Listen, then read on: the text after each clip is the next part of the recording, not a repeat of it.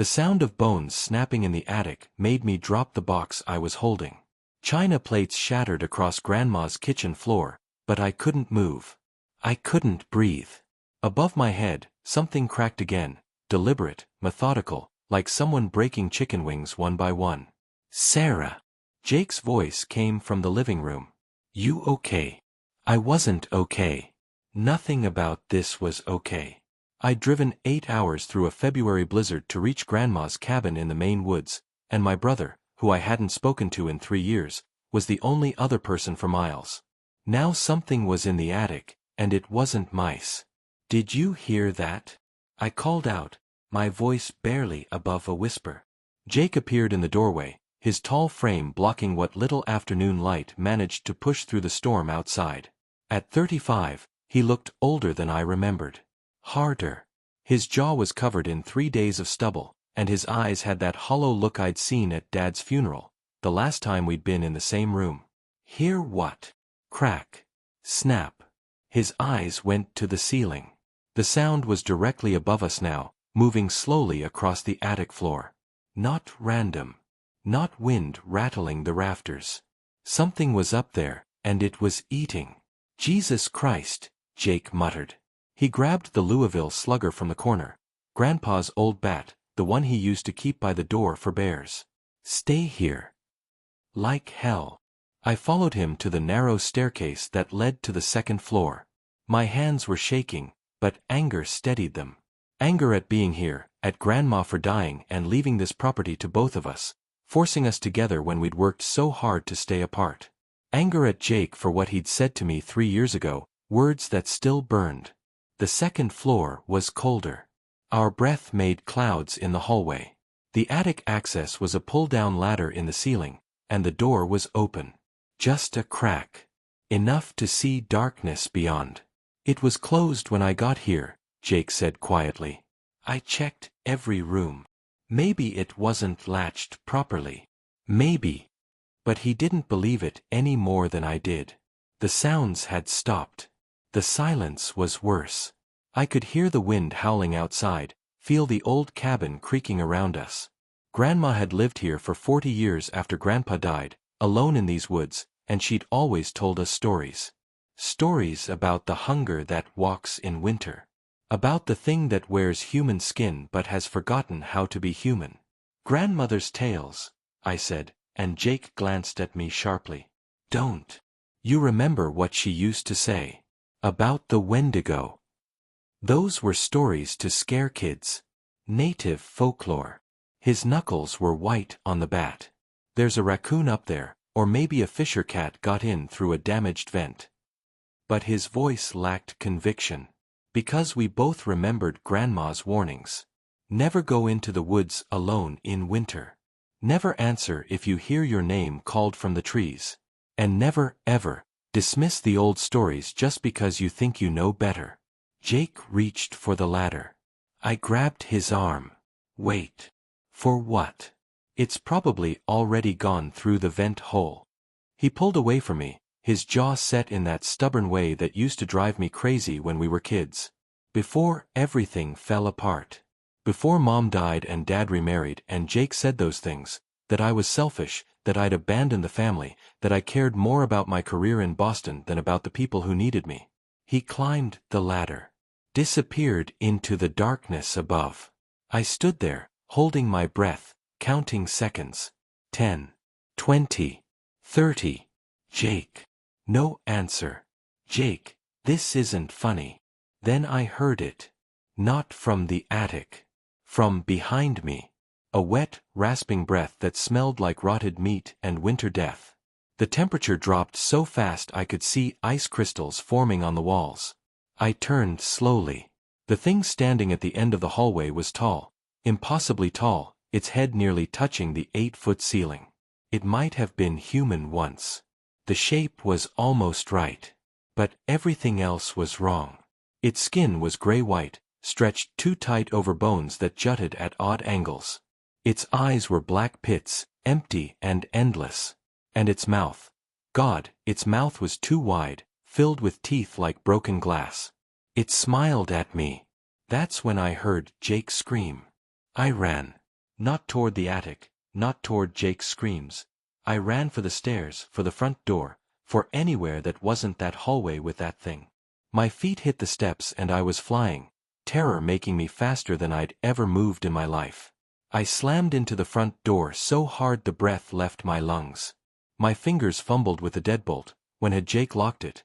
And then I was outside, snow hitting my face like tiny knives, the blizzard swallowing me whole. The cold slapped sense back into me. Jake. My brother was still in there. Sarah. His voice came from above, from a second-floor window. He was leaning out, face white with panic. Don't leave. Don't. He looked behind him, into the room. It's in here.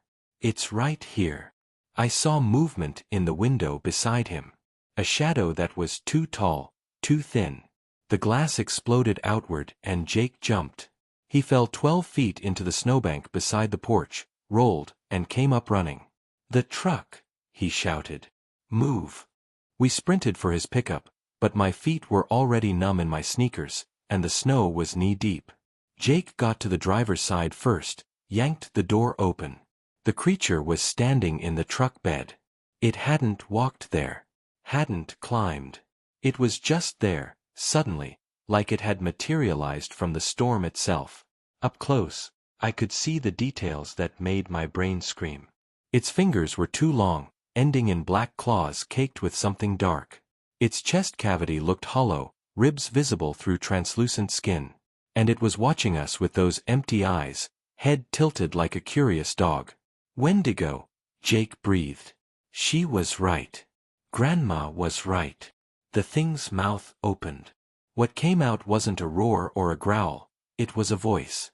Human words, but spoken by something that had forgotten how to shape them properly. Hungry. So hungry. Winter makes us hungry. It lunged. Jake shoved me sideways and we rolled under the truck, scrambling through the snow to the other side. I could hear it tearing through the truck bed, claws screeching against metal. The whole vehicle rocked. The shed. Jake pointed to Grandpa's old workshop, 30 yards across the clearing. He kept the rifle there. We ran again. My lungs burned with cold air. The storm was getting worse. I could barely see 5 feet ahead. Wind and snow and darkness, and somewhere behind us, that thing was coming. The shed door was frozen shut. Jake kicked it once, twice, and finally it gave way. We tumbled inside and he slammed it behind us, throwing the bolt. Weak winter light filtered through gaps in the wooden walls. The space smelled like motor oil and sawdust and old memories. The rifle, I gasped. Where? I don't know. It's been 20 years. Jake was tearing through shelves, throwing aside paint cans and tools. Help me look. I moved deeper into the shed, past Grandpa's workbench, past the old snowmobile he'd been restoring when he died. There, in the back corner, a gun safe. But I'd need the combination. Something hit the shed door. Once. Twice. The wood cracked. Jake. I screamed. He was beside me in seconds, staring at the safe's dial. What was the combination? What was it? I don't know. You're the one who came up here every summer. That was before Mom died. His voice cracked.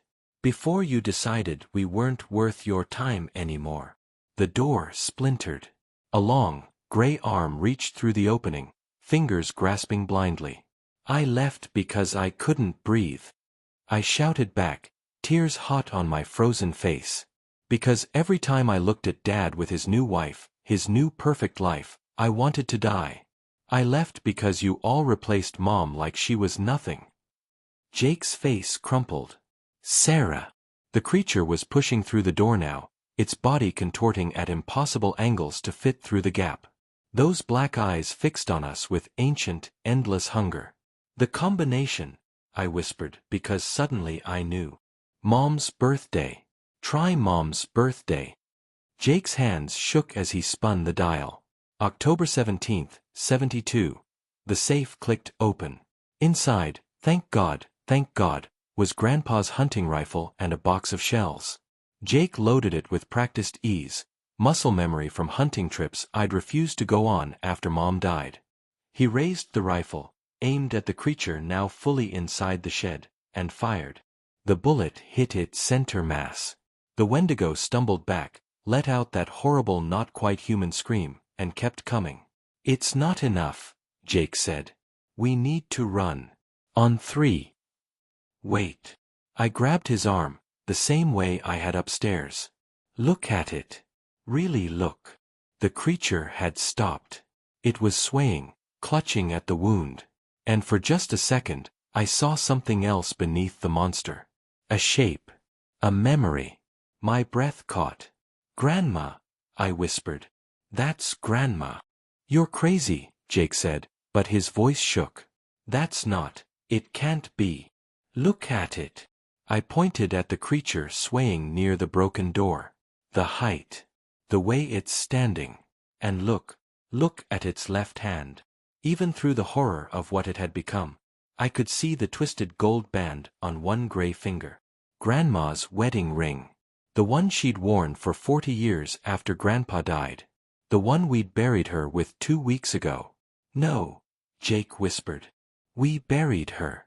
She's in the cemetery in town." "That's not possible." But I'd been the one to identify her body after the hunters found her in the woods. 3 days she'd been missing. 3 days in the February cold, wandering the forest, and when they brought her back, she was already gone. "Exposure," the coroner said. "Hypothermia. A sad but peaceful death." Except now she was standing 10 feet away, transformed into the very thing she'd warned us about our entire lives. The Wendigo, Grandma, let out a low moan. That hungry, desperate sound. And suddenly I understood. The stories she'd told weren't just folklore. They were warnings based on something real, something that happened in these woods when winter got too cold and people got too hungry and too desperate. "She's been alone here for 5 years, I said. "After Grandpa died. No family visiting. Dad tried to get her to move to town, but she refused. Because this was her home," Jake said quietly. "She said she'd rather die here than in some nursing home." What if she didn't mean it that way? My mind was racing. What if she knew?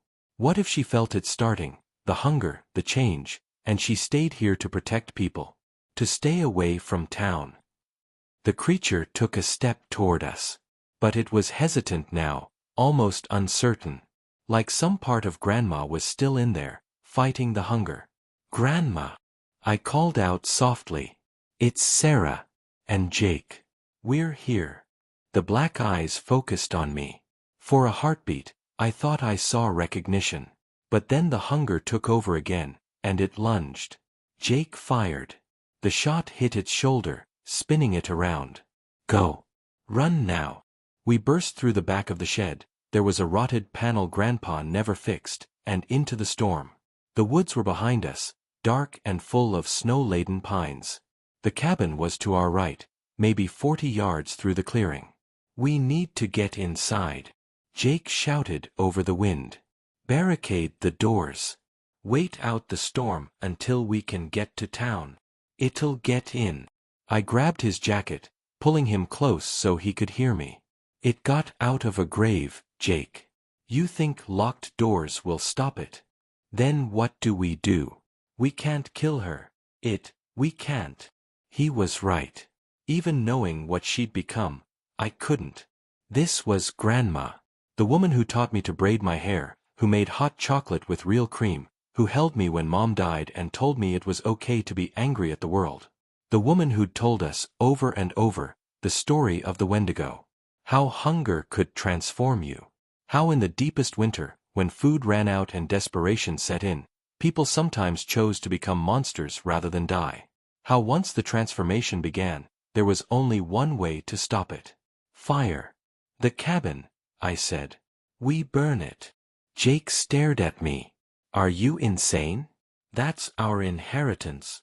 That's where she kept the journals." I was shouting now, pulling him toward the cabin. "Remember? All of Grandpa's research on local history? Grandma's own writings about the old ways? If there's an answer, It's in there. We ran for the front door. The creature was right behind us. I could hear it crashing through the snow, that terrible wet breathing, the crack of branches as it moved within human speed. Jake fumbled with his keys, and the door swung open just as gray fingers reached for my shoulder. We fell inside.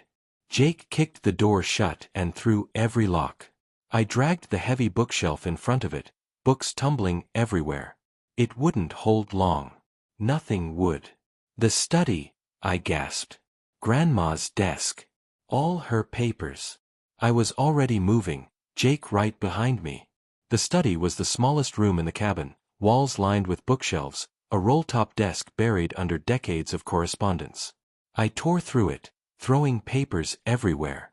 Bills. Letters. Photos of Jake and me as kids, grinning in front of the fireplace. Then I found it. A leather journal, old and worn, with Grandma's careful handwriting filling every page. I flipped through frantically, recipes, weather observations, memories of Grandpa, and then, near the back, pages written in a different hand. Shakier. Recent. November 15th. I read aloud. The hunger started today. Not for food. For something else. Something darker. I walked into town, thinking maybe I was getting sick, but everyone looked so alive and I just wanted. God help me, I wanted. The entry broke off. The next one was dated December 3rd. I've stopped going to town. Can't trust myself. The old stories were true. My grandmother told them to me, her grandmother told her. The Wendigo isn't just a monster. It's a transformation. A curse that runs in families, triggered by glass shattered somewhere in the house. The bookshelf scraping across the floor. By what? Jake demanded. Triggered by what? I scanned the page, heart pounding. By grief. By unbearable loss.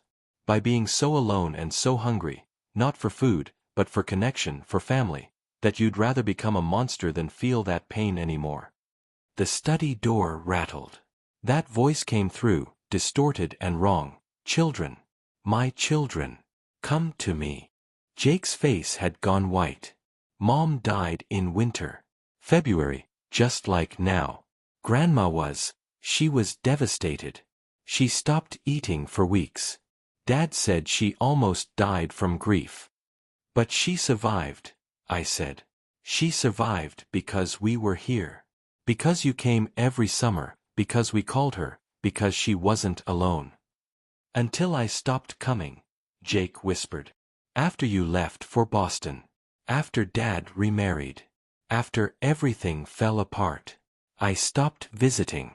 I was angry at everyone, and God, Sarah, I abandoned her. We both did. The words tasted like ashes. I told myself it was self-preservation. That I needed space. But she was here, alone, grieving Grandpa, and we just. The door exploded inward. The Wendigo, Grandma, stood in the doorway, backlit by the stormlight from the windows. She was fully the monster now, nothing human left in her posture or movements. But I could still see the wedding ring.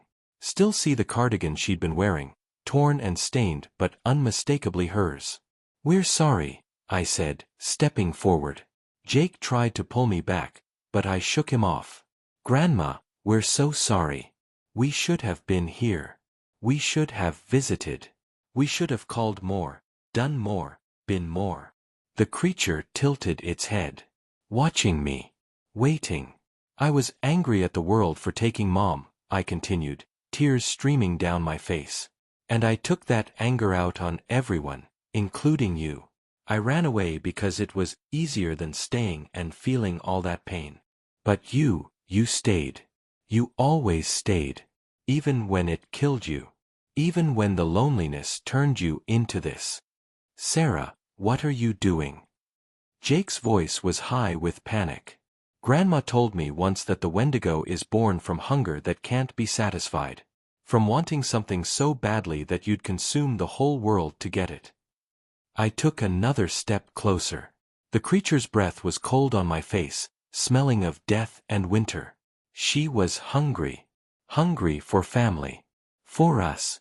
And we starved her. Jake appeared beside me. We were wrong, he said to the monster that used to be our grandmother. I was wrong. When I said those things to Sarah, that she abandoned us, I was projecting. Because I was the one who abandoned you. After Grandpa died, you needed us, and I chose my anger over showing up. Both of us did. The Wendigo's jaw worked, trying to form words. What came out was barely recognizable. Alone. So alone. Called for you. Both of you. No one came. We're here now, I said. We came back. Not just for the house or the inheritance. We came back for you. Too late. The creature's voice was stronger now, almost human. Almost grandma. Already changed. Already lost. The hunger never stops. Jake's hand found mine. After 3 years of silence, of anger, of broken family bonds, his fingers intertwined with mine like when we were kids, standing together against the dark. Then we'll feed it, he said simply. Not the way a Wendigo feeds. But with what you were really hungry for. Connection. Family. Love. I understood. We both did. Tell us about Grandpa, I said to the creature. Tell us about the day he proposed. You always loved that story. Something flickered in those black eyes. The lake, she rasped. He took me to the lake in October. The leaves were gold and red, and the voice shifted, becoming more hers, less monster. He was so nervous. Dropped the ring twice. And you said yes before he could even ask, Jake continued, because he'd heard this story too. You told him you'd marry him right there on the dock if he wanted. Had to wait, Grandma's voice said, clearer now. His mother insisted on a proper wedding. June. All those flowers. A sound that might have been a laugh. Hated flowers. Too much fuss. I was crying freely now. We remember. We remember all of it. Every story. Every lesson. Every time you told us we were loved. Didn't feel loved, she said softly. Not after he died. Not after you both. Everyone left. So cold. So hungry. The forest called, and I answered. But we're not leaving now, Jake said fiercely. Not this time. The storm can rage all at once. That thing you became can try to kill us. We're staying. Right here. Together. The transformation didn't happen all at once. But slowly, so slowly, the gray skin began to warm. The 2 long limbs drew inward. The black pit eyes flickered, and I saw brown. Grandma's warm brown eyes, wet with tears. She collapsed. Jake and I caught her before she hit the floor, and suddenly she was just an old woman in our arms, fragile and thin and so tired. The cardigan hung loose on her frame. The wedding ring glinted gold, no longer tarnished. My children, she whispered. My beautiful children. You came back. We're sorry, I sobbed into her shoulder. We're so sorry we left you alone. Not your fault. Her hand stroked my hair the way she used to when I was small. I chose to stay. Chose the loneliness. Thought I deserved it after. Her voice broke. After failing to keep the family together. Your mother dying. Your father remarrying. You two fighting. All of it fell apart, and I couldn't fix it. It wasn't yours to fix, Jake said. We were all drowning in grief. We all handled it badly. But we're here now, and he looked at me. And we're going to do better. Right, Sarah? I nodded, unable to speak. Grandma's eyes were closing. So tired, she murmured.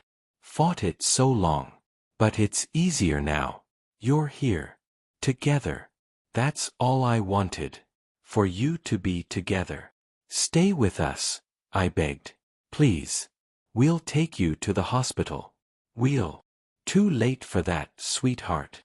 She smiled, and it was her smile, not the Wendigo's terrible grin. But it's okay. I can rest now. You brought me back to myself, and that's enough. More than enough. Jake and I held her as her breathing slowed. The storm outside was quieting, the wind dying down. Through the broken window, I could see the first hints of clear sky, stars emerging from the clouds. "Love each other," Grandma whispered. "Don't let grief turn you into monsters. Don't let anger make you hungry for things you can never have. Just love each other. That's all that matters." Her hand went slack in mine. The wedding ring caught the starlight one last time. We buried her properly 3 days later, after the storm passed and the roads cleared. Together, Jake and I dug the grave in the family plot behind the cabin, not in the town cemetery, but here, where she'd wanted to be all along. Beside Grandpa. Home. The cabin stayed in the family. We decided to keep it, to use it. Jake promised to visit every month, and I promised to come up every other weekend. We'd make it a place of gathering again, not isolation. A place where family came together instead of falling apart. Because we'd learned what Grandma had tried to teach us all along, that the real monsters aren't the things that lurk in the dark. They're the ones we become when we let loneliness and grief and anger consume us. When we choose isolation over connection. When we let hunger, for revenge, for being right, for protecting ourselves from pain, turn us into something we don't recognize. The Wendigo wasn't Grandma's curse. It was her warning. And we finally understood.